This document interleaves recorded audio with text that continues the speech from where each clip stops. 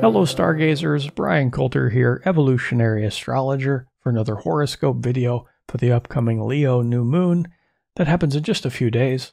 However, this energy, as I describe, it's really quite explosive, so it's one of the hot spots of the entire year, which really lasts over a couple weeks, not just during the new moon. And the reason for that is because we have this Mars conjuncting Uranus in the sky, perfectly aligned from our perspective on Earth. Mars is the war god, Uranus is the god of earthquakes and lightning bolts. So this energy really is quite powerful, explosive, volatile, and unpredictable. So we'll have to discuss that quite thoroughly. Before we get to that, though, I want to talk a little bit more big picture. I know I did this in the last video, but I feel it's important to present these ideas again so we can understand where we're headed and then go back to the current here and now and how we can work with these energies in an evolved way now. And in evolutionary astrology, that's what we want to do. We want to proactively be engaged with these archetypal complexes that are affecting humanity, and then that's where the magic of our free will really comes into play. We can work with these energies in a more evolved way, and in so doing accelerate our growth process, or we can be using these energies in a more destructive way, which would then slow our evolution. So the big picture is we have the three slowest moving planets, Pluto, Uranus, and Neptune, all changing sign over the next few years. Now, even if one of them changed signs, it's a major energetic shift that affects generations. But the fact that they're all changing signs within a year of each other is pretty significant. So we have Pluto leaving Capricorn, entering Aquarius early 2023, and then it goes retrograde, goes back into Capricorn, and then fully enters Aquarius about 2024. And then we have Neptune entering Aries 2025, and Uranus entering Gemini 2026.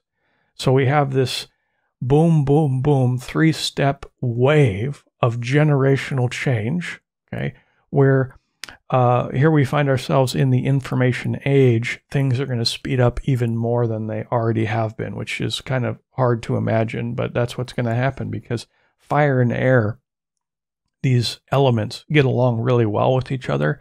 And when they come together, they create this synergy, which really ramps up the timeline and the speed at which we progress. Now, do we progress in a more evolved way or less evolved way? That really depends on the choices we make individually and collectively in our level of consciousness. So that's what we're headed into. Basically, by 2026, we are entering into a whole new world, for better or for worse, you know.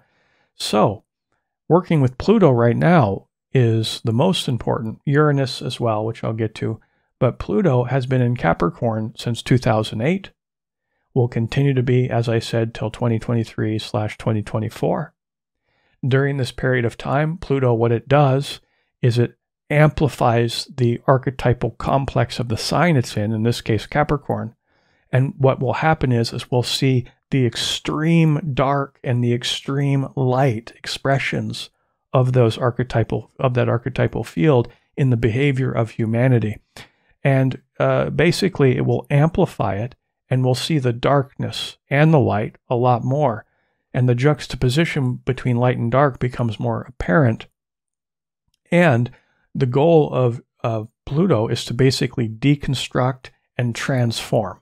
Okay, so we see it for all its glory and horror, and then it starts to break apart at the seams. Okay, so this is significant with Capricorn, especially since Pluto is going through its USA Pluto return, which happens about once every 250 years. So it's a big event, and it's happening right now, okay, where it's transforming life as we know it, especially in the U.S.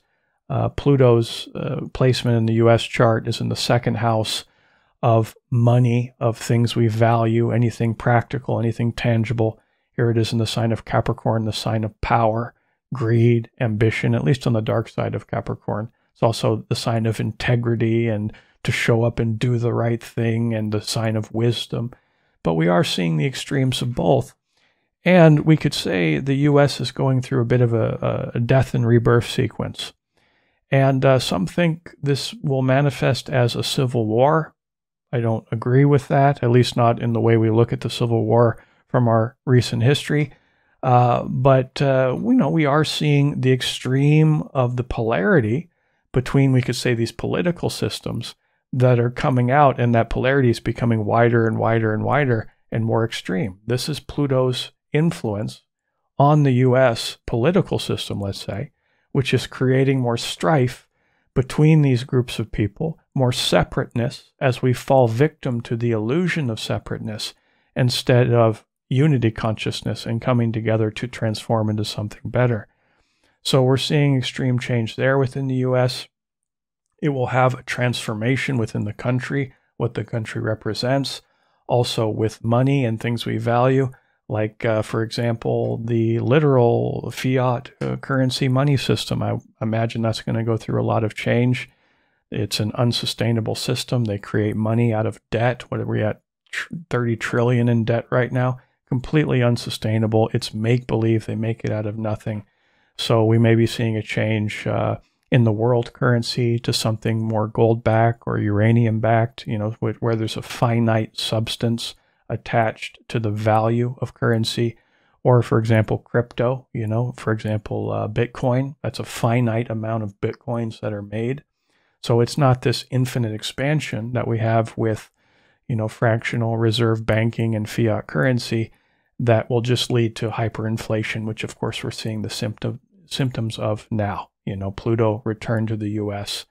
We're kind of reaping what we're sowing here. So we'll see where that leads, okay? But we are feeling the pressure cooker energy that Pluto brings about because we're about to transform into something completely new, especially as Pluto enters Aquarius 2023/2024. And as the U.S. this year feels this major transformation, so too is the world feeling that pressure cooker as well. Now, we take all that and we understand, okay, what's going on now during this Leo new moon? I'm going to share my screen here. So this is the chart for the new moon. You can see the new moon here at 5 degrees, 5.5 degrees of Leo. Now, new moons represent new beginnings, okay? So it's important to know where 5 degrees of Leo is in your own personal chart in terms of which house it's in, so that you can understand, okay, what's a new beginning I can create during this new moon cycle in a specific area of my life indicated by the houses. Now, if you don't know where 5 degrees of Leo is in your chart, I do sell a short 40-minute tutorial called Finding Your Chart on my website. I'll put a link either above or below. It's also offered for free to my Patreon community, and we're doing great work there in the Patreon community. I'm doing chart spotlight videos. I just did one on Hitler and Elon Musk. The next one, the community voted. We're going to be looking at Osho's chart, which is going to be very interesting. I hold monthly contests where the winner will receive an energy healing session from me. So we're doing a lot of fun things there in the community. It's $9 a month. I'll put a link to that below as well if you want to check out the offerings. So what new beginning can I create in my life? Look to the house. Now, this is one of the focal points of this time, but really the headliner, and there's no contest here, is this Mars-Uranus conjunction happening right here.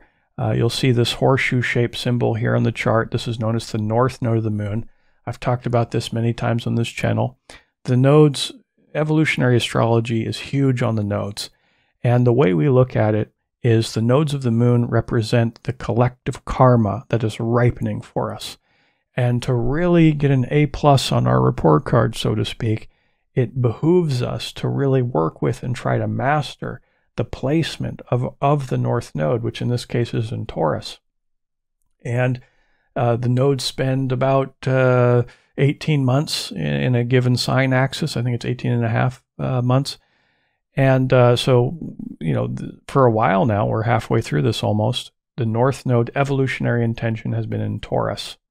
Now, although it's an 18-month span of time, we look for the triggering influence of other planets hitting those nodes to really see where the apex or crescendo of energy is happening at that specific time. Now, we've had Uranus conjunct the nodes for a while now, a couple months.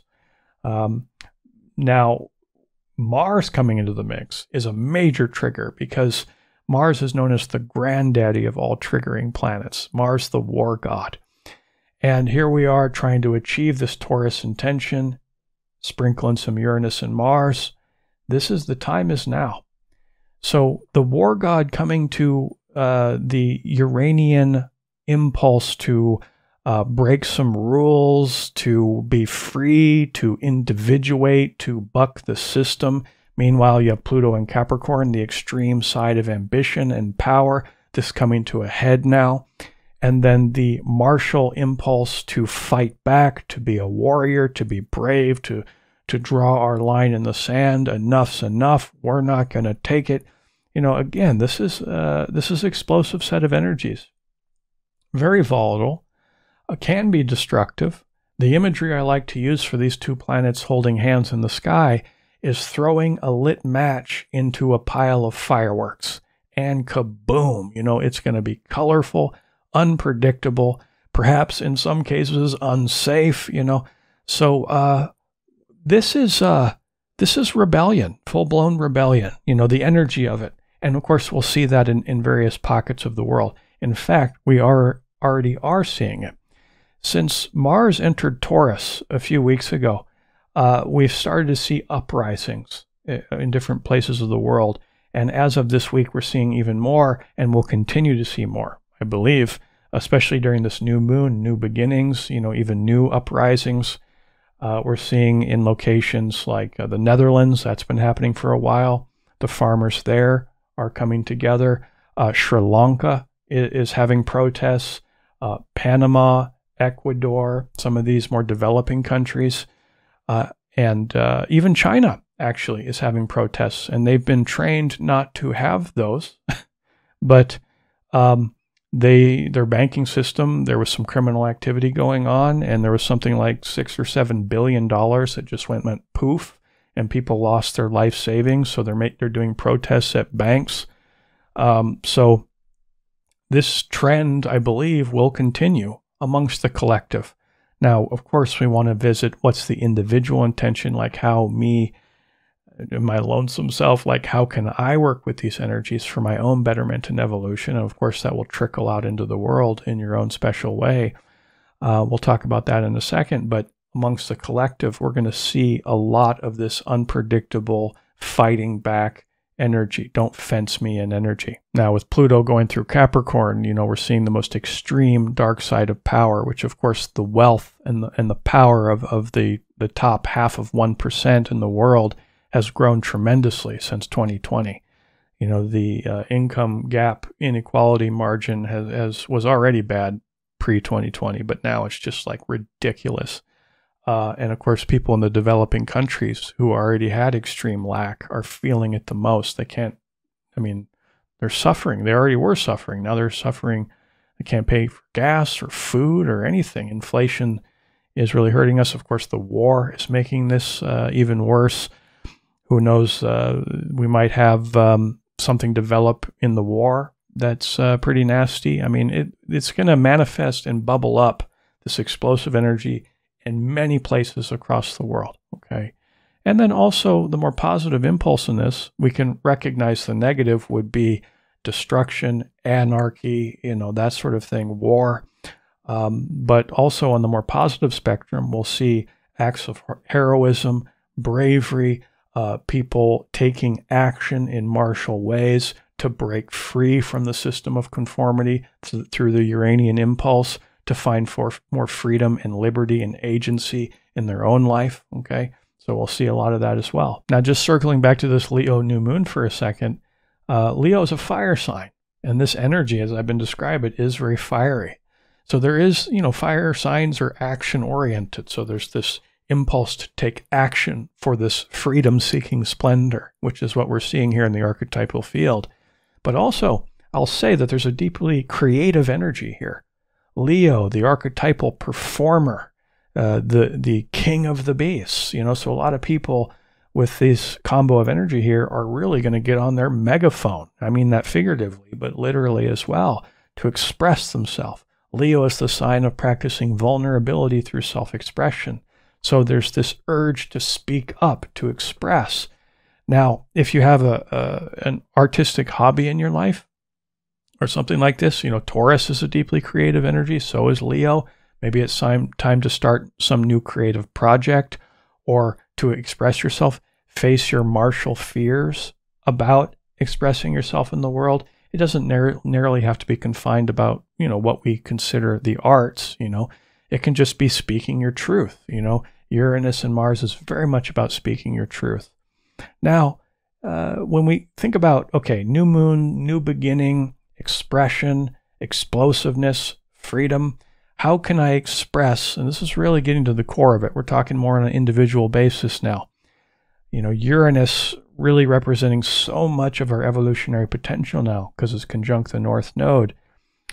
The planet of liberation, if we look at it from through the evolutionary lens, or even more spiritual lens, it's more about expressing who you really are at the core of your being, from your higher self.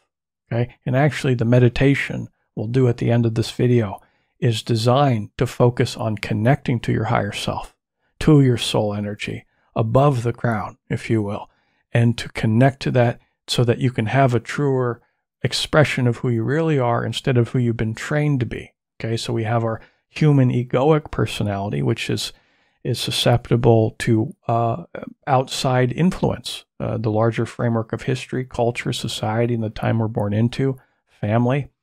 It's like, who would you be if you had different parents, a different mom and a different dad? It's like, where does your mom stop inside of you and you start? Or your father, for that matter. Who would you be if instead of being born in the time you were, in the place you were, if instead you were born in Spain in the 1500s, So obviously we're all susceptible to the influence of psyops, from birth, okay? So the Uranian impulse is to say, the heck with all that. I'm going to be myself. I'm not going to be your dancing monkey. I'm going to go in a direction that's in alignment with my divinity, which means the part of myself, my higher soul, which has been evolving over many, many lifetimes. That's the real me.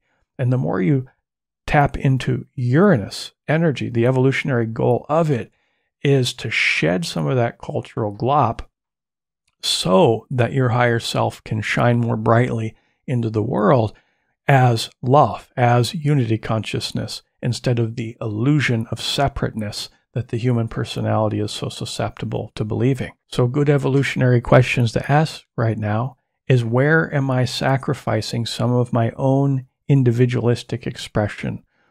How am I self-muzzling? Is there a truth that I'm not speaking creatively out in the world? Is there a megaphone that I need to put to my mouth to say something that I haven't for fear of rejection or judgment within the collective? Uranian impulse is to resist the mainstream, is to resist the collective that have been influencing us on an individual basis and a collective basis since we took our first breath. Uranus says, the hell with all that. I'm going to be myself. If you like me, that's great. If not, that's interesting. We all come from the same place. We all are incorruptible, ineffable life light. The human personality is very corruptible, but not my higher self, not my divinity. And I'm going to muster up the courage and the bravery, there's that Mars signature, to be myself, Uranus. Now, if we talk about good strategy over the next couple weeks in terms of energy to follow, okay? It is that very sometimes uncomfortable, electric, Uranus, the god of lightning bolts, stimulating energy, sometimes fills us with a sense of urgency. A human incarnation is so short, and there's so much we have to do in this world, that expresses something of who we really are. And this emergency of a human incarnation, this is what starts to bubble up with the Uranian impulse. And it feels stimulating, like I said, exciting. Mars plus Uranus, we want to follow the energy of excitement in our life, figure out where we've settled for too little in terms of our own authenticity, find out where in our life we feel stuck and bored, dull, and change that. Take action, Mars. Go in a direction that's in alignment with our divinity and follow that energy that's exciting and probably also scary. You know, Mars can be scary. Uranus is exciting. Of course, fear and excitement are close cousins. Where you'll find one, often you'll find the other. But if you're able to follow that energy of electricity, there's tremendous pockets of growth as you expand into your higher self, higher soul, and express that more clearly into the world. Those are the core evolutionary intentions, with the goal being to expand our consciousness. Now on to the meditation. Again, it's designed to connect to our higher soul and strengthen that spiritual cord. I hope you enjoy it. I use a technology called binaural beats, so please use headphones for best results. Enjoy.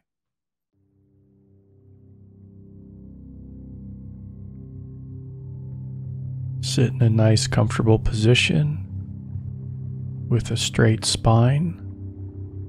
This will help with the energy flow. It's best if your back is not against the back of your chair.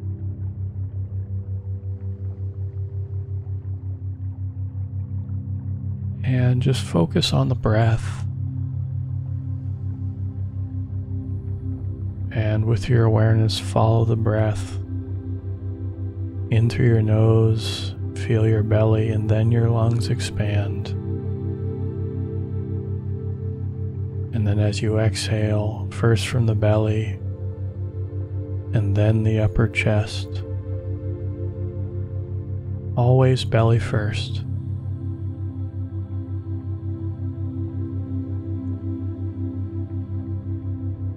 Slow, deep, comfortable breath.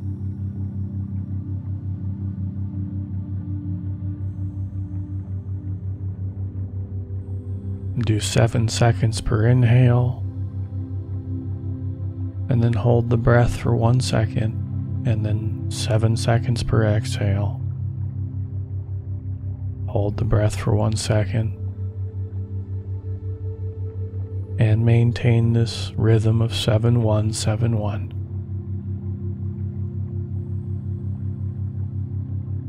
As you allow the music and the breath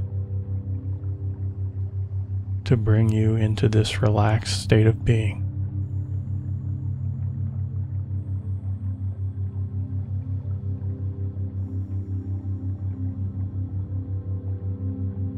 And on the next inhale, as you feel your belly expand, focus on the solar plexus area and visualize a sky blue sun the size of a beach ball, shining in all directions around you from your solar plexus.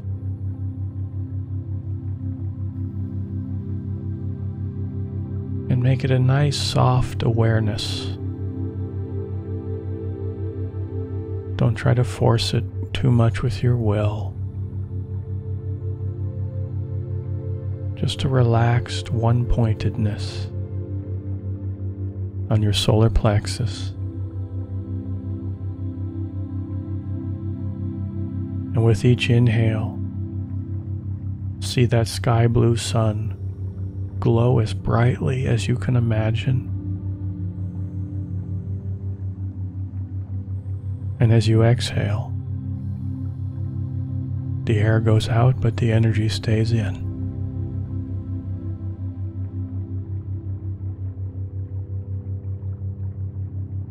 The sky blue color has a relaxing effect.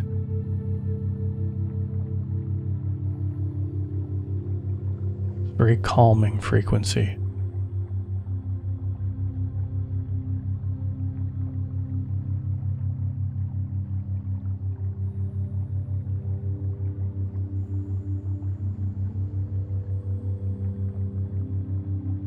This solar plexus has so many functions.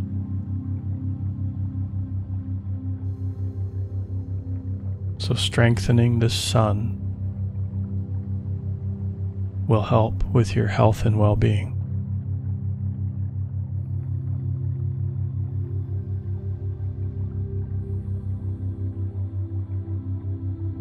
On the next inhale, slowly bring your attention up to your chest area and visualize a rosy pink sun, the same size, a beach ball, in and around your chest, shining in all directions around you. A beautiful rosy pink sun.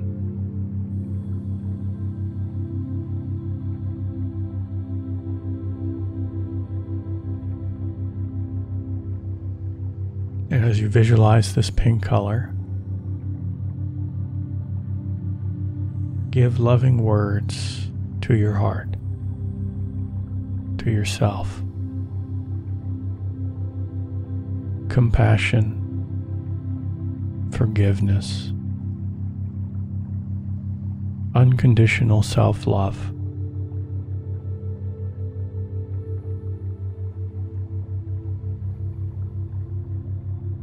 You can also send these loving intentions out to other people as you visualize this pink color.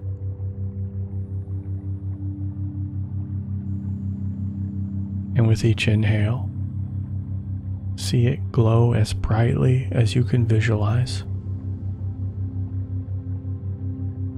And as you exhale, the air goes out, but the energy stays in.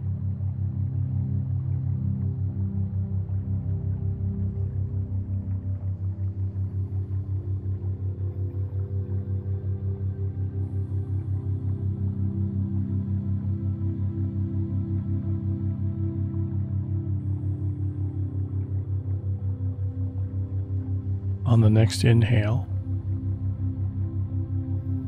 bring your awareness up to the center of your head. And now visualize a white gold sun in and around your head, same size. And this white gold color is shining in all directions around you.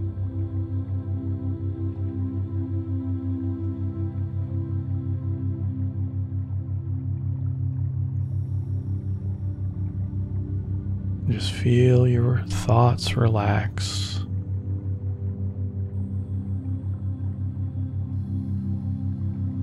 Focusing on this center strengthens your creative capacity,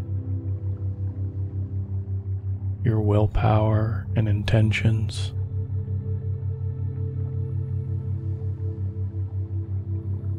And your connection to higher states of consciousness.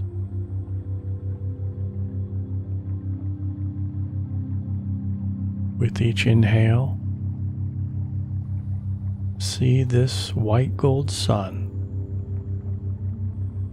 grow so luminous it's almost blinding, like a welder's torch.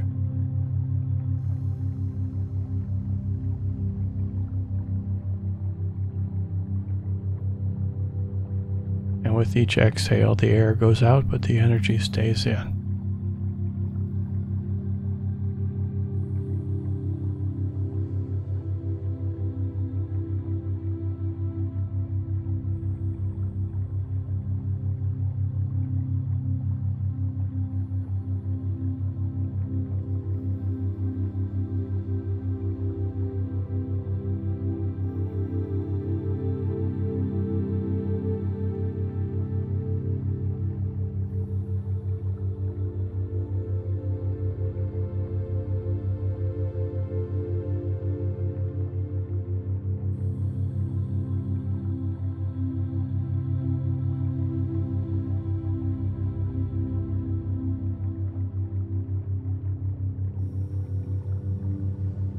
And now move your attention up to the crown of your head.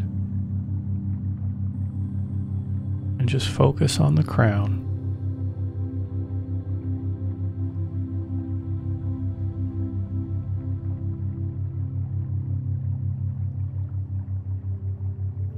You may begin to feel a little tickling at the top of your head, almost like if somebody was touching your hair lightly. And And just focus on this point.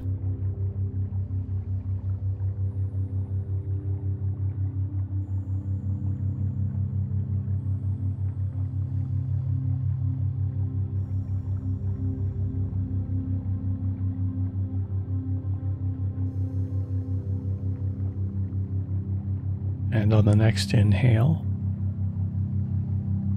bring your awareness above the crown of your head, about 3 inches above your crown.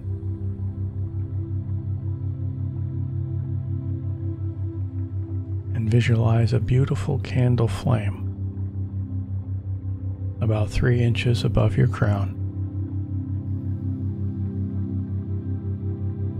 And just visualize it peacefully burning above your head.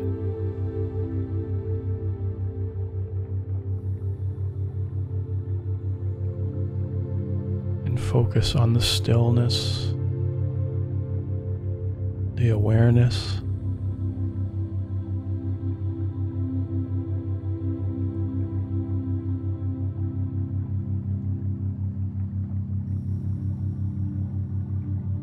and as you continue to visualize this candle flame, simultaneously,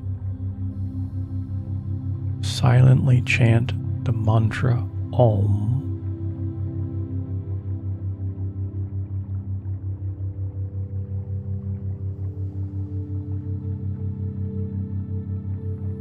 And as you chant the mantra Om,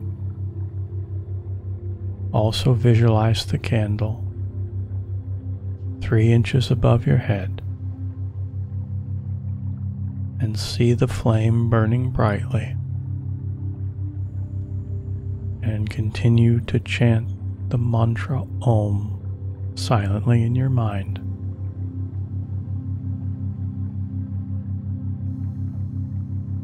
And be very aware of the stillness in the interval between each Om.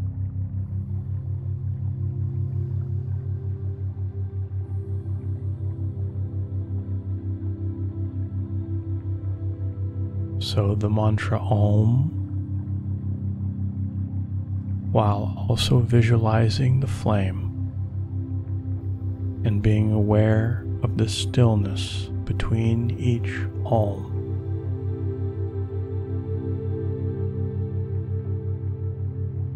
Continue with your meditation for a couple more minutes, and then I'll come back.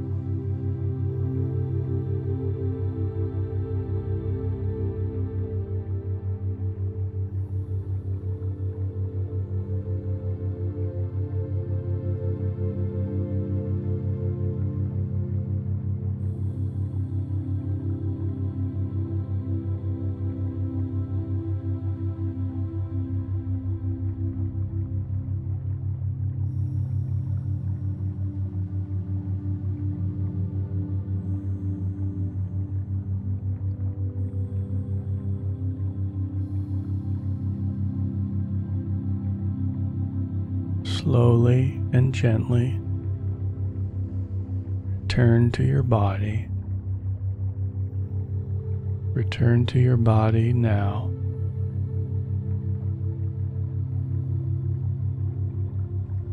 And begin to wiggle your fingers and toes.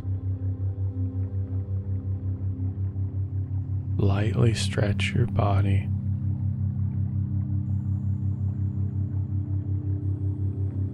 I recommend, after completing this meditation, to go do some light exercise to ground yourself, but also to physicalize the spiritual energy you just created.